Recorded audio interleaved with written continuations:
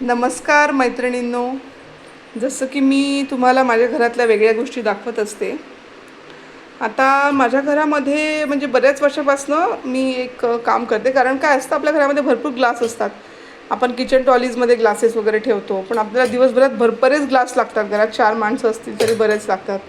मी काय केलं की एक असं एक ट्रे टाईप असं टोपलं विकत घेतलं. ठीक आहे.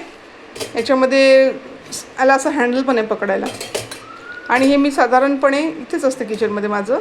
याच्यामध्ये बसतात 6 ग्लास आता ॲट अ टाईम. तर जसे मी ग्लास घासले आपले रोजचे ते याच्यामध्ये ठेवते. मी त्याचे ग्लास भरपूर आहे, पण याच्यामध्ये 6च ठेवते. आता ज्याला पाणी प्यायचं आहे याचा अर्थ काय की हा ग्लास स्वच्छ आहे. इथे उबळा मारून ठेवला आहे म्हणजे ग्लास स्वच्छ आहे. याच्यामध्ये आपण एक्स्ट्रा ग्लासेस पण ठेवू शकतो असे, जर तुम्हाला ठेवायचे असतील तर. माझ्या घरात 4च माणसं आहेत, त्यामुळे मला इतके लागत म्हणून मी लिमिटेड ठेवते. आता याच्यामधल्या ग्लासमधून घ्यायचं, पाणी प्यायचं.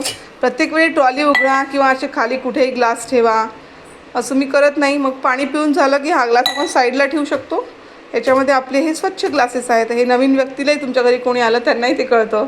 तुम्हाला त्रास होत नाही. घेतले की समोरच्या व्यक्तीला स्वतःहून पाणी घेतात. तुम्ही पाणी देताना तुम्हालाही पुन्हा अरेंजमेंट करायची गरज नसते वेगळे ग्लासेस, राईट. आता उन्हाळ्याचा सीझन आहे, तर आता उन्हाळ्यामध्ये आपण मोस्टली माठच वापरतो. आणि आपल्या ज्या स्टीलच्या भांड्यातलं पाणी काही आपण वापरत नाही. तर साधारणपणे आता याची पोझिशन माझ्याकडे इथे आहे. मग ठीक आहे. आता ही पोझिशन बघा. याच्यामध्ये स्पेस माझी सेव्ह झाली, कारण माझं घर छोटं आहे. अशी स्पेस सेविंगचं काम झालं. प्लस दिसायला अजिबात पसारा नाही आहे. मी या युक्त्या का करते, थोडाही पसारा याच्यामध्ये नाही आहे. ठीक आहे. आणि खाली इथे ग्लासेस ठेवायची गरज नाही आहे. आपलं किचनमध्ये काहीतरी स्वयंपाक चालू असतो, सगळं चालू असतं, सारखं ते उचला पुसा.